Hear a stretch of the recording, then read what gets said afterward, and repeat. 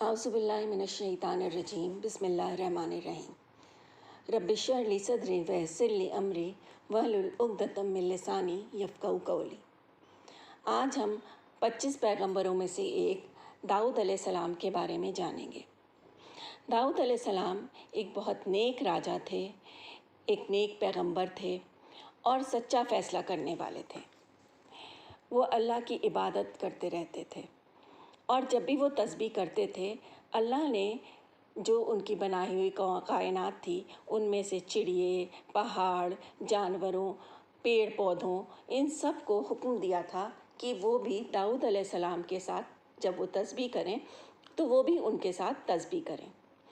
दाऊद अलैहिस्सलाम को जिनों की ताकत भी दे रखी थी अल्लाह ने, वो जिन को काबू में रखते थे और लोहा उनके लिए आसान बना दिया था ताकि वो उससे औजार बना सकें और अपनी फ़ौज को मज़बूत बना सकें।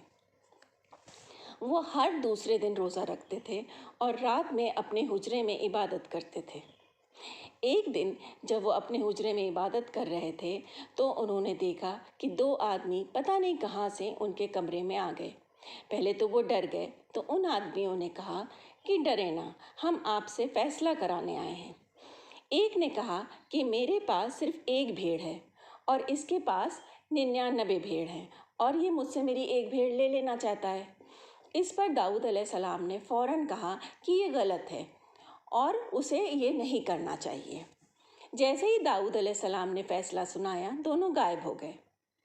तभी दाऊद अलैहिस्सलाम को ये एहसास हुआ कि वो आदमी फरिश्ते थे और अल्लाह उनका इम्तिहान ले रहे थे।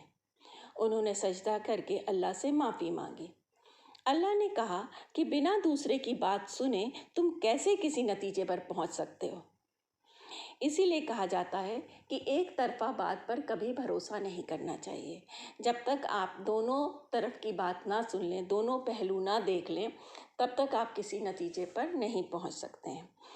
अब अल्लाह ताला ने खुश होकर दाऊद अलैहिस्सलाम को एक औलाद दी, नेक औलाद, जो सुलेमान अलैहिस्सलाम थे। वो भी बड़े ही होने पर बहुत ही अक्लमंद थे और उनके पास भी हिकमत थी और साथ ही साथ जिनों को भी वो काबू में कर लेते थे। तो ये हमने दाऊद अलैहिस्सलाम के बारे में जाना है कि किस तरह से वो अल्लाह की तस्बीह करते थे और अल्लाह ने उनको बहुत सारे पावर दे रखे थे। तो इसी के साथ ये दाऊद अलैहिस्सलाम का किस्सा हम यहाँ ख़त्म करते हैं। अगले दाऊद अलैहिस्सलाम के किस्से पर हम फिर आएंगे इंशाअल्लाह। अल्लाह हाफ़िज़।